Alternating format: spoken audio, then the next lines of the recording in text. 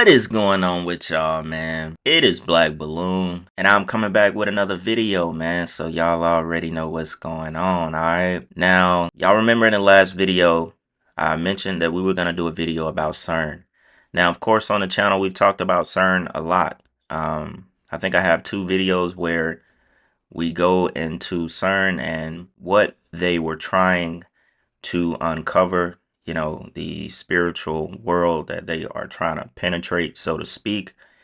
And I think in those videos, I had Pastor Darby and I think Charles Lawson, Pastor Charles Lawson, if that's his name, if I'm not mistaken on that, right? And they did sermons where, you know, they described it pretty much perfect. And even myself, I'm going to take a quote from one of those clips as well, where I think Charles Lawson described it when we talk about matter versus antimatter, right? Now, I also, before we really get into anything, we're going to listen to this clip from the Sean Ryan podcast, right? So the guy that was on there being interviewed, he talked about Bob Lazar, and then it went into CERN, and it went into the Hadron Collider that is going to be the world's biggest, that China is going to start to create in 2027. So we're going to get into that more as well. We're also going to connect it back to Stranger Things. And I have a article where it's just very simply put. Now, this comes from CERN website itself. It's straight from their website. And it basically just talks about the Big Bang and what matter and antimatter means and how they annihilate each other when they are in contact with each other. So before we get into that, I just want y'all to listen to the clip first. So y'all know, like I said, we've done videos on CERN before. And in this video, I just want to take it a little bit deeper because the guy also talks about China and what they are potentially going to do with their Hadron Collider, or the goals that they have for their Hadron Collider, which could be possibly using antimatter as weapons. And I just thought it was very interesting to circle back around the topic because it's being picked up again as far as China about to start building their own, which will be the biggest Hadron Collider in the world, even bigger than the one in Geneva, Switzerland, that we know as CERN, right? And by the way, we just talked about CERN as well, because we all know WWW, aka the internet or the ARPANET program that was basically started at CERN. So, CERN comes up in a lot of this stuff. And this is by far the most important, right? So before we get into all of the good stuff, because I want to break it down as simple as I can, because you already know we're not physicists here. We're not scientists, but I think I got a pretty good gist of what they're trying to do. And, if this stuff sounds like mumbo jumbo, I'm going to break it down to you to where it's pretty easy to understand it, right? So with that being said, y'all, we'll first go ahead and get into this clip. I think it's about 8 minutes long. So y'all, check this out. What do you think? Are they coming from space and under? I mean, I don't know. I don't know, man. I think I've interviewed a lot of people about this stuff. I've come to the conclusion I think it's all spiritual. I'm entirely persuaded that that there is an extraterrestrial component to this, and I'll tell you why. You're probably familiar with the testimony of Bob Lazar. Yeah. Bob Lazar allegedly worked at the Nevada facility, the S4 facility by Groom Lake, and was involved in the reverse engineering program. He worked on a particular saucer that he denominates the sports model because it was sleek and it was functional. And his job in the program specifically was to work on the reactor.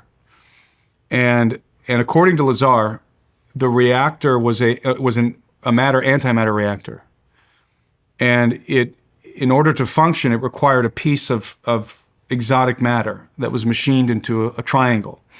And that exotic matter is called, was called by Lazar, element 115. And Lazar talked about this back in the early 90s. And element 115, I mean, nobody knew what the heck he was talking about, but today we actually have identified it's called moscavium. And we can synthesize it. The Russians have been able to synthesize it, but we don't have a stable isotope. We can only, the only isotopes that we know of on Earth are not stable. But this craft, according to Lazar, the reactor of this saucer that he was working on, it used a stable form of element 115. And this exotic matter was essential to the operation of the craft, to the reactor. And again, it was a matter-antimatter reaction. And of course, one of the largest explosions that we know of is the annihilation of matter and antimatter. Matter and antimatter annihilate each other. We know antimatter is real. We can actually... What is antimatter? I'm not a physicist, but antimatter is like the opposite of matter. And matter So it's nothing. It's not nothing. I'm not qualified to answer the question, what is antimatter? I know it exists, and I know that we can create antimatter at CERN. We have created antimatter at CERN, but you know, it only exists for fractions of a second. And by the way, you know, antimatter, that collision between matter and antimatter, that annihilation, that could be turned into a weapon. You can weaponize that if you can stabilize it, and that you can build antimatter bombs. Well, you know, I mentioned that CERN, the largest man-made machine on planet Earth, is a Large Hadron Collider in Geneva, in the CERN. And the Chinese are building one 10 times the size of that. No, I didn't know that. At least they were. They definitely were. I would assume that the project is still underway. And again, the CERN is the largest man-made machine on Earth. Chinese are building one 10 times larger. The objective of CERN, ostensibly, is they want to find out what happened at the Big Bang. Right? I went to CERN and talked to the physicists there, the particle physicists, and they want to know what happened at the Big Bang. They want to know how the universe came to be and all of that. The idea is to look back in time. But I don't think that's why the Chinese are building a particle. Probably not. An atom smasher that's 10 times the size of CERN. I think what they're after is antimatter weapons, an antimatter bomb. I mean, you have antimatter bombs are many times more powerful than you know, thermonuclear bomb warhead, and they don't have that. The problem with nuclear weapons is the fallout. You radiate everything, right? So if you drop a bomb on a city, nuclear bomb, well, you have rendered that city, that area, unusable. Mm-hmm. You've radiated it. The soil is going to be ruined. Look at Fukushima, right? You created you turn it into Fukushima. So if you're like the Chinese and you're interested in occupying, let's say, the breadbasket of America because you need more food, you don't want to nuke it. Because you destroy the soil, you radiate it, and you render it useless. But an antimatter bomb, that's another situation. You could create an explosion that is bigger, more powerful, more intense than a nuclear explosion without that, without the radiation, without nuking that area, so you could bomb it and then make use of it afterwards. So that's a little rabbit trail there, but I think that's why the Chinese are interested in building a collider, precisely because of the matter-antimatter annihilation. It is exceedingly powerful. So going back to the reactor, this, of course, comes from the testimony of Bob Lazar, that there's a matter-antimatter reaction happening inside of the reactor, and it's generating an enormous amount of energy, the kind of energy that's required to generate and to control gravity waves. And that's how Lazar says that those craft work. They produce gravity waves, and that's all featured in the testimony of Bob Lazar. He wrote a really good book called Dreamland where he describes all of this. I personally believe that Bob Lazar is telling the truth. All right, y'all. Very interesting, right? Very, very interesting. I want you to take a few notes of what he said. He said basically CERN is trying to look back in time. Looking back in time, right? To see what happened at the Big Bang, to see what created our universe. They believe in the Big Bang. They don't believe that this universe was created by the Almighty God, right? So, just to get a little bit more understanding, says the Big Bang should have created equal amounts of matter and antimatter in the early universe. But today, everything we see from the smallest life forms on Earth to the largest stellar objects is made almost entirely of matter. Comparatively, there is not much antimatter to be found. Remember, he said they have to create antimatter. It only exists for a fraction of a second. It's very unstable, right? We're going to tie that back into a couple of things. That something must have happened to tip the balance. One of the greatest challenges in physics is to figure out what happened to the antimatter, or why we see an asymmetry between matter and antimatter. Antimatter particles share the same mass as their matter counterparts, but qualities such as electric charge are opposite.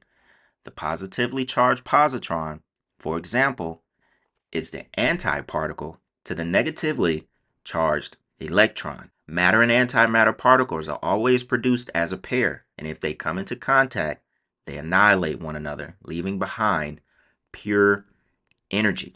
During the first fractions of a second of the Big Bang, the hot and dense universe was buzzing with particle-antiparticle pairs popping in and out of existence. If matter and antimatter are created and destroyed together, it seems the universe should contain nothing but leftover energy.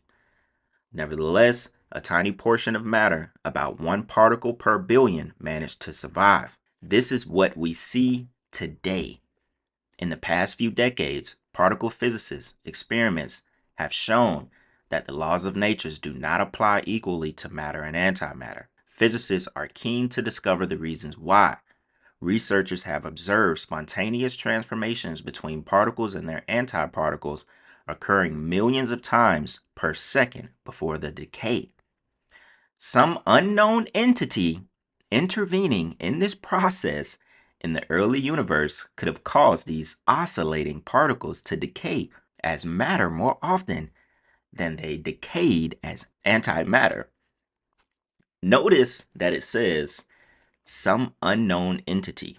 They're not giving creation the nod to God. They're not giving God, the coins, basically, right? No pun intended. So it says, consider a coin spinning on a table. It can land on its head or tails, but it cannot be defined as heads or tails until it stops spinning and falls to one side. A coin has a 50-50 chance of landing on its head or its tail. So if enough coins are spun in exactly the same way, half should land on heads and the other half on tails. In the same way, half of the oscillating particles in the early universe should have decayed as matter and the other half as antimatter. So they're basically trying to explain to you why they can't figure out why the universe isn't equally created of matter and antimatter. As you already know, matter is basically everything we can see. I'm going to try to put this very simple, right? Matter is everything that we can see, everything this universe is made up of, right? Now, if you notice in the clip, Sean was like, so basically antimatter is nothing. That's what he said. To the average person, if you hear someone be like, all right, the world is made up of matter, everything out here, buildings, everything, the universe, everything we can see is made up of matter. And when someone says antimatter, not thinking on a scientific level or having a physicist explain this, you're going to be like, okay, cool. So antimatter is nothing. It's basically nothing, right? It's the opposite. And in a sense, he's kind of right. But of course, it's not nothing. But in a sense, he's kind of correct. Because this is what it makes me think about. And it makes me go back to, it was either Charles Lawson or Pastor Darby that explained it. Really good example, right? He was like, imagine building a house, and when you get to the building blocks of that house, you find out that your house is not actually made and built out of nails. It's built out of glue. CERN is trying to find out what makes up that glue that is making your house stick together. So it's the same with the universe. They want to know what makes up antimatter. Basically, why is there a spirit world? They know what they're trying to go to. They know what they're trying to figure out, right? And all it can make me think about is the beginning. Genesis, right? Now, it's pretty simple. It says, in the beginning, God created the heavens and the earth. Now the earth was formless and empty. Darkness was over the surface of the deep, and the Spirit of God was hovering over the waters. This is the most important. God said, let there be light, and there was light. God saw that the light was good, and he separated the light from darkness. God called the light day, and the darkness he called night. But we have to go back. We have to go back. The earth was formless and empty. Darkness was over the surface of the deep. Now, when God said, let there be light, let there be a vault between the waters to separate water from water. Basically, this is what I see matter and antimatter to be. This is where this separation happened between the physical and the spiritual world, right? I see matter being formed when God said, let there be light. God said, let the land produce vegetation. God separate the waters from the water. And he separated light from darkness, right? Now, when the world or the earth was formless and empty, I imagine that darkness to be the ultimate darkness, not like the darkness that is nighttime with the moon in the sky. I imagine that darkness to be so dark it cannot be penetrated, right? In my mind, I would call that the spiritual world, the side that, the veil, the part that we can't see, right?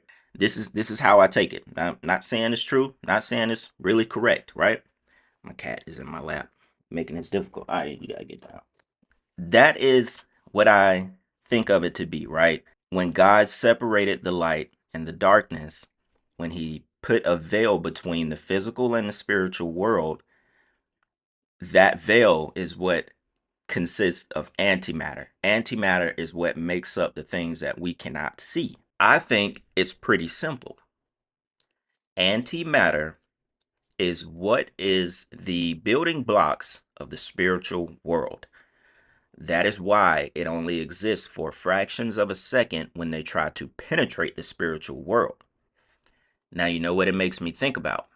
It makes me think about Stranger Things and CERN. We have to tie this together to, like modern things that are going on, the shows where they try to put this information into without really telling us, right? So, y'all remember in some of the scenes in Stranger Things when Eleven was trying to close the portal that the Hadron Collider was creating. It was very hard for her to close those portals. She had to use like all of her power. Or even the opposite, when the Hadron Collider was trying to create the portal to the upside down, which I think antimatter is what makes up the existence of the upside down. It's literally The upside down in Stranger Things is the spirit world, y'all. It's what we can't see. It's matter and antimatter. It's the opposite. That's why in certain scenes when they were in the regular world, and they were on. It seemed like they were on top of the upside down. It was basically flipped. It was the opposite, right? When the Hadron Collider was trying to create the portal, it was very hard for them to pierce through that veil. Remember, they were like shooting the little, we'll call it a little laser beam, right? They were shooting it at the wall, and it was barely penetrating it. And when it would, the portal seam would close immediately. So you can almost think of that as antimatter only existing for fractions of a second, right? Because it annihilates when it meets with regular matter, meaning our world, meaning the world that we observe with our two eyes. The reason I'm going to flat out say, and this is just my understanding, the reason antimatter and matter annihilate is because they're not meant to exist together, obviously. God separated the veil, He separated the spiritual world from the physical world for a reason. So what makes up matter, what the building blocks of matter, the building blocks of antimatter, they're not meant to exist together because of what they represent. One of them represents darkness, one of them represents light, what we physically observe, our world. This is the way that I see it, right? And I think it's pretty simple to understand. Why? Because we know what CERN is trying to do. We already have multiple accounts.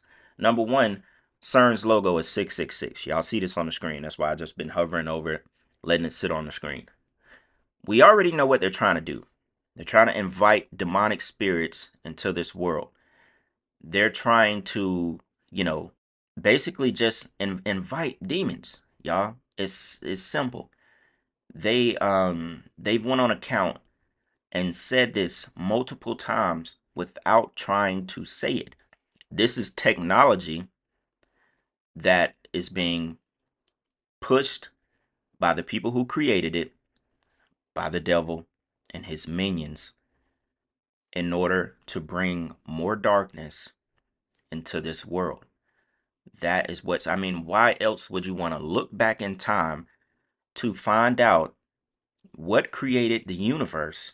Why would you want to know why there's only a small amount of antimatter, which is basically the spiritual world? Why would you want to tap into it and know what created it? Why would you want to make it stable so you can use it to basically create your own universe without God? Essentially, that's what they're trying to do. We're humans. We get, you know, this is what we try to do basically. We're just stuck on power and advancement with this whole AI thing. Now we've gotten to the point where we want to create our own world without God. We want to know how God created this world. And what this tech and what this knowledge has done is it's brought a lot of non-believers, a lot of physicists have came on record to say they fully believe in God because they know, because of this kind of research and the fact that they can't figure it out, it means that it was created by something divine.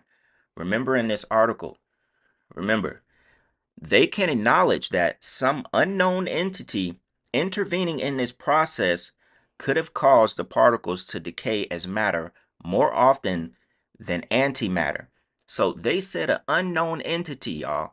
So they're on the foot of giving the credit to God, but they don't want to say, yeah, this was God that created this stuff that we can't figure out. It's insane that humans feel like we're smarter than God and we can figure out his creation in order to, you know, I don't know, invite the most giant demon disembodied spirit into this world as if we don't already have enough of them. Basically, if you want to know what, you know, created the building blocks of the spirit world, essentially you want us to see it, you know? I think that's mostly the goal because, I mean, demons already roam this earth. We can't see it. The disembodied spirits of the Nephilim already roam this earth. We can't see them.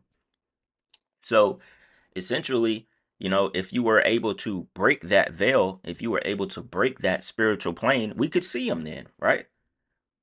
You know, I guess that's what they want to do. I don't know. I don't know because, like, at the end of the day, what's the point? What's the point of trying to figure out what darkness is made of? That ultimate darkness that I believe what covered this earth before God divided the light and the darkness.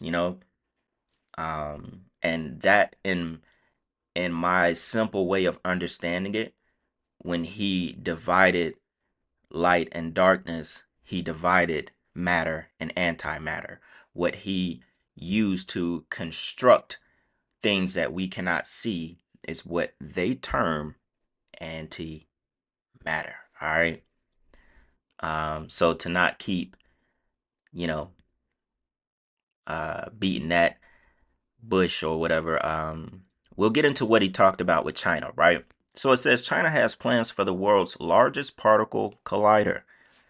Now, he wasn't quite sure if China was still continuing on building this collider, but they actually are. So it says China hopes to build a US $5 billion particle smasher within 3 years, beating Europe's proposed mega collider to the punch. It would aim to measure the Higgs boson, a mysterious particle that gives everything mass, in exquisite detail. Such information could answer fundamental questions about how the universe evolved and why particles interact the way that they do. The Chinese government have a 5-year plan, and if it can win the entire Chinese government support, construction would begin in 2027. This would take about a decade, and they have plans on doing this. So the report estimates that the supersized collider would cost 36.4 billion won, which is 5.2 billion in the US, and it is considerably cheaper than CERN's Hadron Collider. And basically, they will build it faster. If I'm not mistaken, I think one in Europe is being built as well in the 2030s if that one gets any kind of government support. I think they're actually trying to build another one that is outside of CERN. And there are multiple hadron colliders around the world, but we're talking about, the ones that are actually ginormous. And like they said, he believes that China is trying to create it in order to produce weapons, antimatter weapons, right? And I thought that was very interesting. And when I heard that, that is kind of what made me want to um jump back into this topic. And y'all remember even back, in 2022 when CERN I think restarted the Hadron Collider and Stranger Things dropped their last season. It was all over the internet that, you know, CERN is trying to open demonic portals. They're trying to open portals to the upside down, to the spirit world, so on and so on. So, it's not something that is just like made up for conspiracies. Everybody has some kind of understanding that this stuff is real. It's nothing, it's nothing that you shouldn't take serious because it's real. And even people who have worked on this stuff and have way more knowledge about it than we do, they've admitted it. They have admitted this stuff to be true, y'all. So, yeah, man, I think that'll go ahead and wrap up the video on CERN. Hopefully, I explained it, broke it down in a way that we can understand. Like I said, I'm no physicist, and I may not have the complete understanding of it. But when we're talking about the spiritual aspect of it, what antimatter represents, when you think about it, it makes sense as far as antimatter, just simply put, being darkness, matter being the light, the world that we observe. We all know that we don't observe the spiritual world. We can't see it. It doesn't exist basically to our two eyes. We're not in that realm.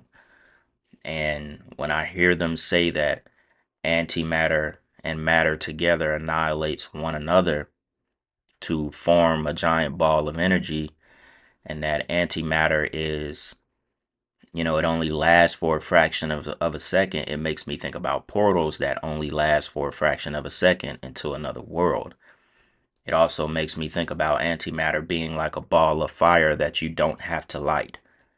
You know, if you think about something being unstable, that would be very unstable. A ball of fire that just exists. You don't have to light it. You can't put it out. It just exists. And matter is something that you would have to light on fire. You'd have to light it up. Antimatter is just already lit up. It's already a giant ball of fire. That's my understanding of it. So y'all let me know what y'all think about this in the comments, man. Very interesting topic. I think a topic like this will last for a lifetime because they're still going. If China is about to attempt to build the giant hadron collider that is 5 times bigger than CERN, come on, y'all. This is gonna last a lifetime, all right? So with that being said, man, y'all let me know what y'all think about this one. It's Black Balloon, and I'm gonna see y'all soon, all right? I'm out.